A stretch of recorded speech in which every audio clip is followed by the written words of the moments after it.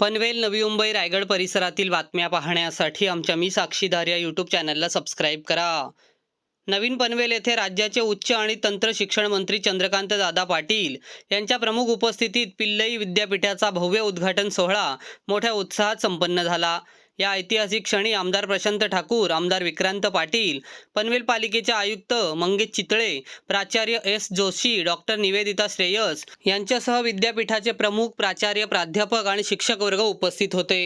देशाचे पंतप्रधान माननीय नरेंद्रभाई मोदीजींनी या देशामध्ये जवळजवळ 40 वर्षानंतर नवीन शैक्षणिक धोरण घोषित केलं. नवीन शैक्षणिक धोरणाची बाकी माहिती सांगणं हा केव्हा तरी वेगळा प्रेस कॉन्फरन्सचा विषय असू शकतो, पण त्यात त्यांनी प्रमुख मुद्दा मांडला तो व्यवसायाभिमुख शिक्षण असलं पाहिजे, व्होकेशनल एज्युकेशन. आणि ज्याला व्यवसायाभिमुख म्हणजे त्या शिक्षणातून नोकरी मिळावी, व्यवसाय करता यावा, संशोधन करता यावं, असं जर करायचं असेल तर त्या शिक्षण संस्थांना थोडी स्वायत्तता दिली पाहिजे, इंडिपेंडन्स दिला पाहिजे. त्याच विद्यापीठाच्या त्याच कोर्सेसमधून त्या विद्यापीठाने पण नवीन नवीन गोष्टी खूप करायच्या, मुंबई विद्यापीठाने. पण ह्या काही नवीन शिक्षण संस्थांना ज्यांचा ऑलरेडी व्याप खूप मोठा आहे त्यांना जर आपण स्वायत्तता दिली तर त्यातून नवीन कोर्सेस ते करतील की जी जगाची रिक्वायरमेंट.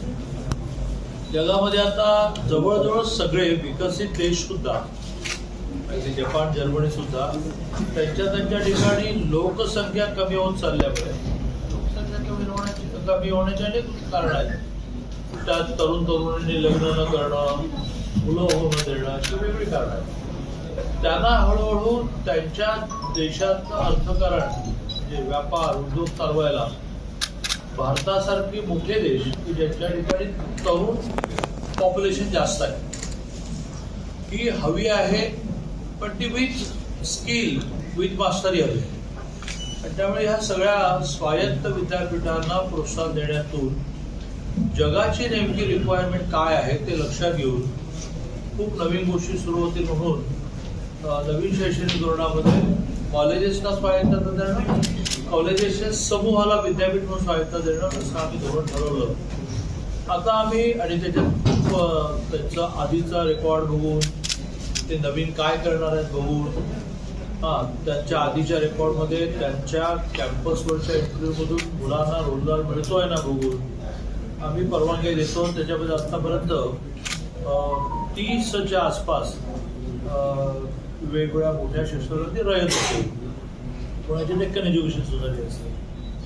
अशा अनेकांना परंपरागत जसं आता हे महात्मा नावाने आधी शिक्षण चालवत होते, पण प्लेम सारख्या काही नवीन संस्थांना पण आम्ही दिलं, ज्यांनी आम्ही काय करणार होतो मांडलं. आणि आज प्लेम सारख्या विद्यापीठात आपण गेल्यानंतर असं लक्षात येईल की आपणही पुन्हा एकदा कॉलेजला जायला लागू. इतकं चांगला ॲटमॉस्फिअर त्यांनी डेव्हलप केलं. पिल्लई विद्यापीठ सुद्धा ते करेल अशी माझी अपेक्षा आहे. आज त्यांना जे विद्यापीठ आम्ही दिलं त्याचं उद्घाटन आहे आणि मग येत्या जूनपासून किंवा काही शॉर्ट कोर्सेस डिसेंबरपासून सुद्धा ते सुरू करू शकतो. चला बोला सर. अनेक प्राध्यापक भरती अजूनही महाराष्ट्रामध्ये सुरू नाही झाली, या संदर्भामध्ये काय तुम्ही अशा वेळेला प्रश्न विचारला की त्या दिवशी GR काढूनच घ्या. आजच आम्ही GR काढला. विद्यापीठ कॅम्पसमधली 700 प्राध्यापकांची भरती ही 2 वर्ष आधीचे राज्यपाल आता उपराष्ट्रपती झाले यांनी 80-20 नावाचा एक आग्रह झाला जो युनिव्हर्सिटी ग्रँट कमिशनच्या नियमामध्ये बसत नव्हता. आणि म्हणजे 80 मार्क्स त्याच्या वेगवेगळ्या क्वालिफिकेशनवर इंटरव्ह्यूला एलिजिबल करायचं की नाही असतं, पण त्यांनी सिलेक्शनला ते 80 धरायच्या, इंटरव्ह्यूची 20 धरायच्या समज. फायनली ते गेले नवीन राज्यपाल आले आणि त्याने आता ते 80-20 60-40 केलं. आणि 60 मार्क्स हे त्याच्या डिग्र्यांना त्यांनी जगभरामध्ये वेगवेगळ्या पेपर्स किती मांडले, मग त्याची PhD कोणत्या विद्यापीठाची आहे, असे बरेच मार्क्स आहेत. आणि 40 मार्क्स हे त्या कॉलेजेसच्या इंटरव्ह्यूला असं फायनली सँक्शन झालं. तो GRE बहुतेक आज मी सही करून निघाला कॉलेजेसमध्ये जवळजवळ 11,000 प्राध्यापकांच्या रिक्त जागांमधल्या निम्म्या म्हणजे 5,500 जागांना परवानगी मिळाली. मध्ये 3 महिने आचारसंहिता होती, त्याच्यामध्ये एवढा मोठा डिसिजन केला तो विरोधकांनीच आडावडा केला असता की मतं मिळवणं ठीक आहे, आणि मग त्यातून आचारसंहितेत भंगही होतो. आचारसंहितेच्या काळामध्ये अगदी पर्यायच नाही अशा गोष्टींना निवडणूक आयोग परवानगी देतो. याचा म्हटलं की थांबा 3 महिने. काल संध्याकाळी 7 वाजता आचारसंहिता होती जिल्हा परिषद. आज ती सगळी प्रोसेस करून काही ठिकाणी डीन जे आहेत त्यांच्याकडे प्रभारी आहेत, अशा अनेक परिस्थिती आहे राज्यामध्ये. त्या संदर्भामध्ये विद्यापीठांमधले जे डीन आहेत त्याला स्टॅट्युटरी पोस्ट आपण म्हणतो, registrar, dean, exam incharge, NSS incharge वगैरे. तर ह्या विषयामध्ये सुद्धा हे कन्फ्युजन होतं की त्याही पोस्ट 80-20ने भरायचे आहेत का, पण त्याला 80 काय म्हणायचं, कारण प्राध्यापकाला किमान PhD, पेपर हे तरी होतं. पण आता सगळंच कन्फ्युजन संपलं आणि त्याही पोस्ट भरायला आम्ही परंपरागत जी पद्धती होती की तुम्ही तुमच्या क्वालिफिकेशन सहित अर्ज करायचा, स्क्रुटिनी होणार, एंट्री होणार, असं होईल. त्यामुळे त्याही पोस्ट भरला जाईल. पुणे विद्यापीठाचा रजिस्ट्रार तर त्यांनी त्याचा इंटरव्ह्यू घेऊन अपॉइंटमेंट लेटर देण्यापर्यंत आणलं आणि पेंडिंग होतं ते तर सर कल पुणे आणि पुढे सांगली गाडी.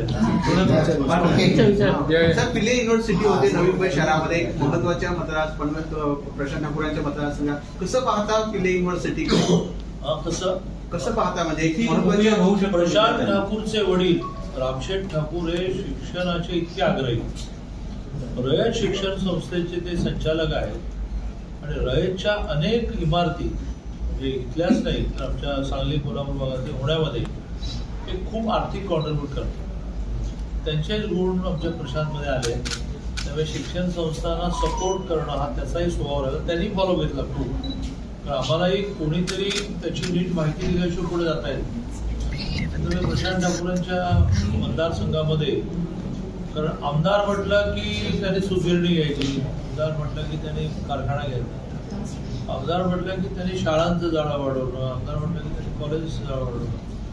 कारण आगामी सगळा काळ हा वेल्थ जी आहे ती ह्युमन रिसोर्सेसच आहे. वेल्थ हे गोल्ड नाही, माणसं चांगली मिळतात.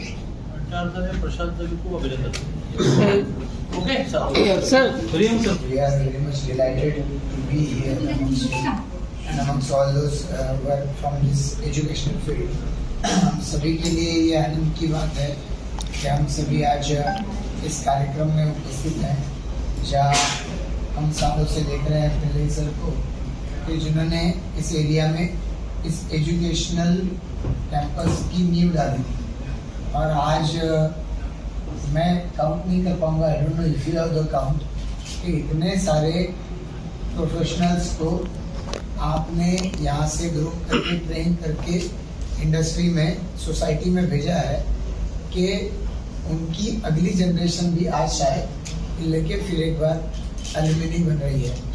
मैं समझता हूँ कि अपने आप में एक गर्व की बात है इसके लिए कि हमारे नवी मुंबई के लिए ये पहली यूनिवर्सिटी है और इस यूनिवर्सिटी के माध्यम से कई सारे नए एवेन्यूज़ खुलेंगे जो सिर्फ जो एजुकेशन इंस्टीट्यूट्स होते हैं उनके लिए अवेलेबल नहीं होते हैं. You will be having more flexibility end उसके साथ साथ आपको और ज़्यादा प्रोफेशनली लोगों को ग्रूम करने के लिए, टीच करने के लिए एक अवसर मिलेगा. हम सभी के लिए भाग्य की बात है कि पनवेल को जब कॉरपोरेशन 2016 में बनी थी तो थोड़ा बहुत अंदाजा था कि अब पनवेल के नाम से क्या क्या होगा. तो उसमें यह उस वक्त शायद नहीं सोचा था कि पनवेल की अपनी यूनिवर्सिटीज़ भी आएंगी. आज ये पनवेल में यूनिवर्सिटी पिल्ले का कैंपस आ रहा है, जिसका रेपुटेशन है कि अगर यहाँ से आप एजुकेशन लेते हो तो then you are placed somewhere in the next say about months और विद इन अ ईयर. तो ये जिस इंस्टीट्यूट का रेपुटेशन है वो इंस्टीट्यूट आज यूनिवर्सिटी में कन्वर्ट हो रही है और यूनिवर्सिटी में एक्सपांड हो रही है. इसकी बहुत खुशी है. My question is to Vikrant. Vikrant, you are School of Academics and Sports. तुमची मुलं पण महात्मा स्कूलमध्ये शिकत आहेत. So as a parent and as a student, what is your opinion? What is that you want to share with us? हम सभी के लिए ये आज का दिन बहुत महत्वपूर्ण है और एक भाग्य का दिन है कि जिस स्कूल में, जिस कॉलेज में हमने पढ़ाई की और यहाँ से जो संस्कार हमें मिले उसे आगे जाके हमने हमारे जीवन का प्रवास कहीं पे करने का प्रयास किया।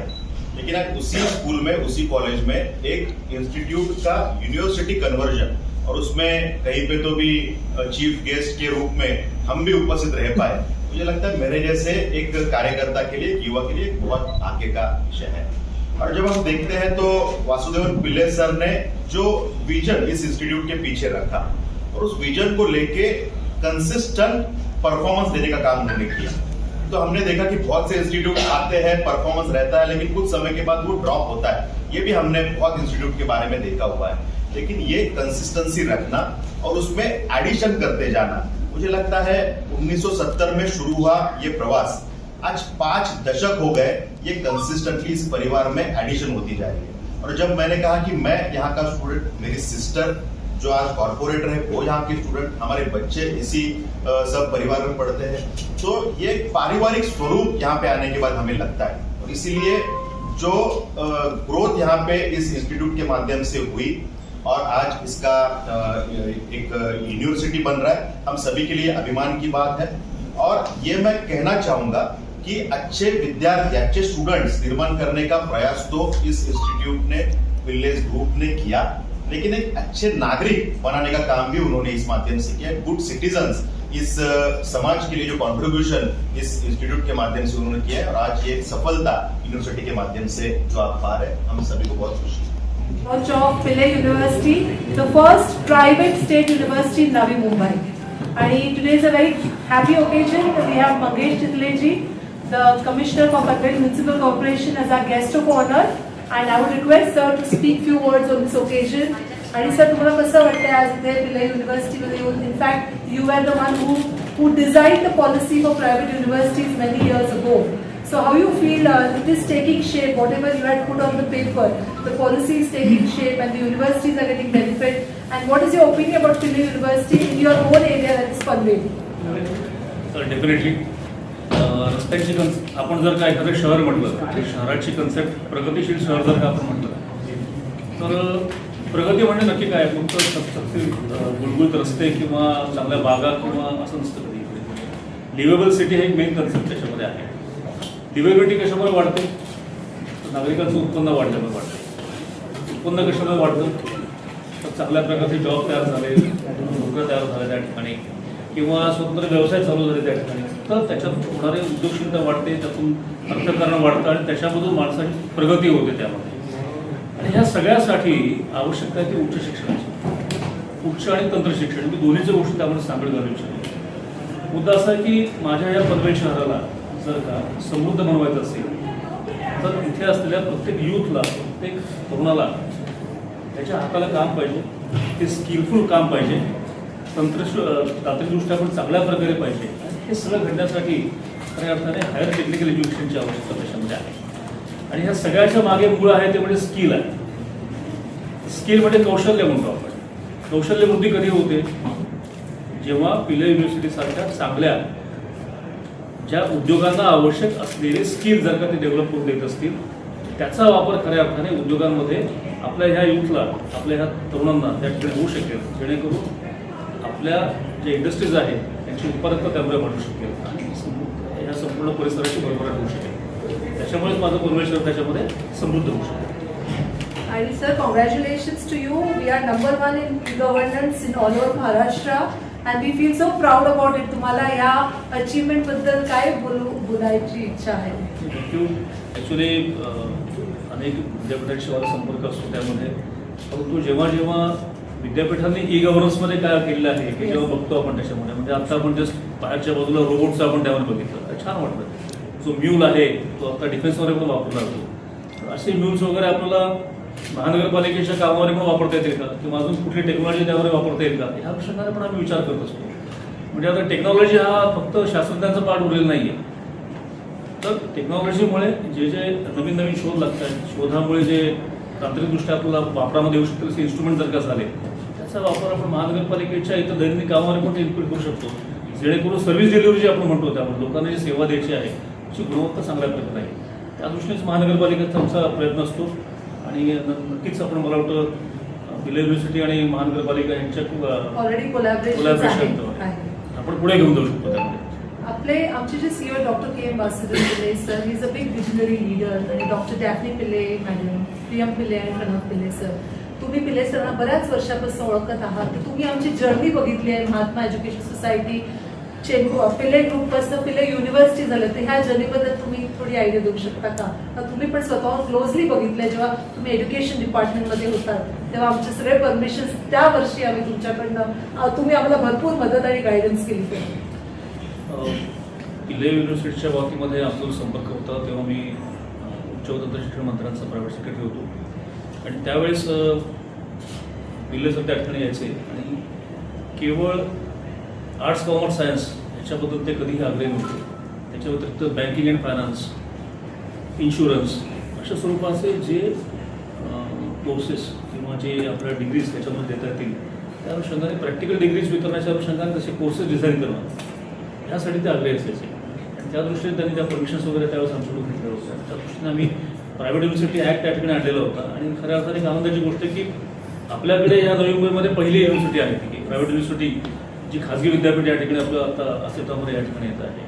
खाजगी विद्यापीठाचं एक बेनिफिट काय त्याच्यामध्ये आहे की उद्योगांची गरज काय आहे, त्यांच्या अर्थकारणाच्या अनुषंगाने त्यांना स्किल काय पाहिजे आहे त्याची मागणी ते करू शकतात आणि त्या अनुषंगाने आपले जे प्रायव्हेट युनिव्हर्सिटीज आहेत त्या पद्धतीने कोर्सेस डिझाईन करतात, त्या पद्धतीने डिग्री डिझाईन करू शकतात ते आणि मग ते स्किल जर का या विद्यापीठांमार्फत जर का डेव्हलप झालं तर त्या अनुषंगाने ह्या मुलांना प्लेसमेंट चांगली मिळते आणि हे जे प्लेसमेंट आहे हे पुढे त्या मुलांच्या पण कारकिर्दीमध्ये पुढे कामाला येऊ शकतं, हेच पुढे परदेशामध्ये रिप्लिकेट होऊ शकतं आणि खऱ्या अर्थाने आपला हा जो आता एज्युसिटी वगैरे या ठिकाणी डेव्हलप होता आपला त्याचा एक चांगला पार्ट म्हणून या ठिकाणी होऊ शकतो. चंद्रकांत दादा जी इनॉग्रेशन के लिए खुद ही प्रेजेंट है. हम नवी मुंबई के फर्स्ट स्टेट प्राइवेट यूनिवर्सिटी है.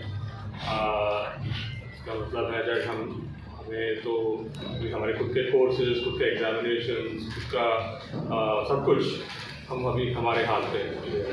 अभी तो हम पनवेल में तो 1986 है, ये कैंपस 1992 से, तो हमारा नया यूनिवर्सिटी है बट बहुत पुराना हिस्ट्री.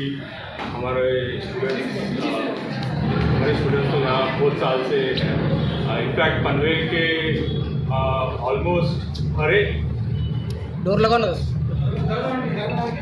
पनवेल के हर एक सोसाइटी के अंदर हमारा इधर स्टाफ मेंबर रहेगा या स्टूडेंट रहेगा या अलमनाई रहेगा या पेरेंट रहेगा या कुछ जहाँ उसको रहेगा. तो वो हमने पनवेल में इतना क्रेडिबिलिटी बना के रखा है हमारे स्कूल, हमारे कॉलेजेस से. तो अभी हमारा यूनिवर्सिटी हो रहा है तो हमें थोड़ा आगे आता है कि ज़रूर पनवेल हमको और सपोर्ट देंगे यूनिवर्सिटी को डेवलप करने के लिए. हम पनवेल के परमानेंट वासी हैं.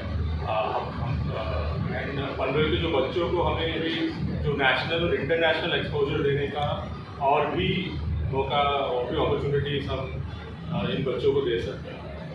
तो इसकी वजह से हमने यूनिवर्सिटी चालू किया था.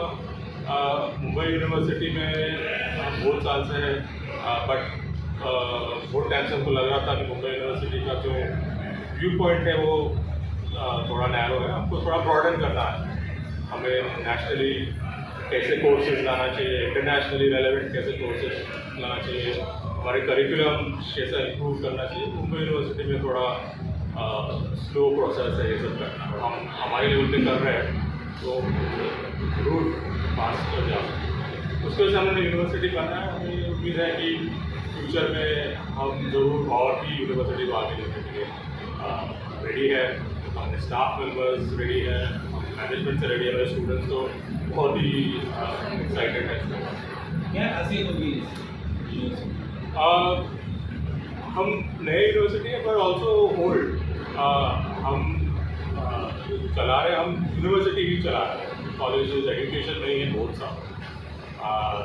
तो हमारी खासियत है जब हम जो नए इम्प्रूवमेंट्स आ रहे हैं एजुकेशन में, हम पहले देखते हैं। कभी हमें किसी को रिकमेंड नहीं करना कि कैसे डाला। तो अभी जो हम लोग अभी ये आर्टिफिशियल इंटेलिजेंस में बहुत स्ट्रेंथ के साथ जा रहे हैं, नॉट ओनली सिखाने के लिए बट इवन हमारा एडमिनिस्ट्रेशन के लिए। बच्चों का पढ़ाई लिखाई तो ठीक है, थोड़ा मुश्किल रहना चाहिए उनको सीखने के लिए बराबर, बट उसके ऊपर जो बाकी सब चीज़ है उनका एडमिनिस्ट्रेशन का, जो एग्जामिनेशन, उनका जो स्टूडेंट एक्सपीरियंस है उसको कैसे हम सिंप्लीफाई कर सकते हैं, बेनिफिट ला के ये आएगा। उसके ऊपर हमें मैन्युफैक्चरिंग में हमें मोदी जी की विकसित भारत पे का गोल हमको निभाना है, और वो विकसित भारत के लिए हमें अभी नए मैन्युफैक्चरिंग बनाना है। तो हमें मैन्युफैक्चरिंग और फिर मैन्युफैक्चरिंग और AI ये दोनों मिलके हम कैसे नए कोर्सेज चालू कर सकते हैं, इसकी हमें उम्मीद है। और उसके ऊपर हमें ऑल्सो ये पनवेल जो जगह है, एक्चुअली हम पनवेल 1970 से हम लोग लगता है पनवेल बड़ा शहर हो गया है, और एक्चुअली पनवेल जो शहर है 1850 से शहर है। पनवेल म्यूनसिपल कॉर्पोरेशन जो है, अभी कमिश्नर आ जाएगा, is older than Bombay municipal corporation. Bombay से पहले पनवेल आया। ये शिवाजी के टाइम से रायगढ़ डिस्ट्रिक्ट का बड़ा शहर था, बड़ा पोर्ट था। यहाँ पे जो ग्रीक्स और रोमन्स टाइम से के कॉइन्स मिले हैं, तो ये बहुत पुराना शहर है। और ये पुराना शहर में हम नई चीज़ ला रहे हैं, but at the same time वो जो cultural history, geography of Panvel हमको प्रिजर्व करना है। कि वो अभी जो इतना डेवलपमेंट आ रहा है तो वो कल्चरल हिस्ट्री हमें भूलना चाहिए, तो उसके लिए भी हम एक बड़ा प्रोग्राम का अनाउंसमेंट किया था। ठीक है, तो ये चीज़ हम नए चीज़ कर रहे हैं कंट्री में भेजना है, ऐसा हमारा इतना उम्मीद नहीं। हमें क्या करना है, हमें एंटरप्रेन्योर्स डेवलप करना है। अभी जिनको अभी पढ़ाई लिखाई करके बट उनको खुद के बिजनेसेस चालू करना है, वो हम सिखाना चाहते हैं। क्योंकि मुझे तो लगता है मैं बाहर जाके पढ़ के वापस आया इंडिया को डेवलप करने के लिए, और इसके वजह से मुझे भी लगता था कि जो अगर हम जो बाहर कर सकते हो इंडिया में भी कर सकते हैं। खाली हमको जो बच्चे हैं इतने ज़्यादा तरह से बाहर जा सकते हैं, पर अगर वापस आके कंट्रीब्यूट करेंगे इंडिया को, इंडिया के डेवलपमेंट को, इंडिया में फैक्ट्री सेटअप कीजिए, स्कूल सेटअप कीजिए, कारोबार सेटअप कीजिए, इसी से हमारे देश की तरक्की होगी। क्योंकि हमें जॉब टेकर की वजह से जॉब क्रिएटर बनना चाहिए, और ये हम बच्चों को सिखाने को भी ट्राई करते हैं कि नॉट जस्ट आप जो क्लास में क्या सिखाया है। क्योंकि आप कौन सी भी फॉरेन यूनिवर्सिटी में पार्टली जो अच्छे यूनिवर्सिटीज़ है दूसरे कंट्रीज में, वो ज़रूर आपको सिखाएंगे नॉट जस्ट कैसे पढ़ना है, पर वो पढ़ाई का इस्तेमाल कैसे करना है, आपकी डे टू डे लाइफ में कैसा इस्तेमाल करना है। वो डे टू डे लाइफ में अगर आपको दूसरों का प्रॉब्लम सॉल्व करने के लिए कोई सोल्यूशन मिलता है, तो आप उससे बिजनेस भी चालू कर सकते हैं। तो हमें और विद इन अ ईयर, 1 साल के अंदर हमारा पिल्लई यूनिवर्सिटी इस्टेब्लिश हो गई। हमारी संस्था अभी 13 कॉलेजेस चला रही है, उसमें से सब कॉलेज अक्रेडिटेड है NAAC के साथ। 9 कॉलेजेस, 5 कॉलेज A+ है, 4 कॉलेजेस A ग्रेड कॉलेजेस है, और ऑलरेडी हम बहुत साल से एजुकेशन में है, तो हमारे पास सब कुछ था यूनिवर्सिटी के लिए। कोई 13 कॉलेज है तो यूनिवर्सिटी ही हो गया। तो हमारे पास संस्था के पास इतना एस्टैब्लिश था, तो हमें लगा कि अभी नेक्स्ट स्टेप क्या है, नेक्स्ट स्टेप यूनिवर्सिटी बनाना है। तो हमने वही एंगल से दिया, और मिनिस्ट्री ने तो देखा हमको सब कुछ है ऑलरेडी, बिल्डिंग है, बच्चे हैं, टीचर्स है, ट्रैक रिकॉर्ड है इतने सालों का, तो उनको कुछ प्रॉब्लम है। Normally I think people who have difficulty they are new, पहली बार कुछ सेटअप कर रहे हैं, तो उनको थोड़ा तकलीफ होता है, बट हमें इतना तकलीफ नहीं है।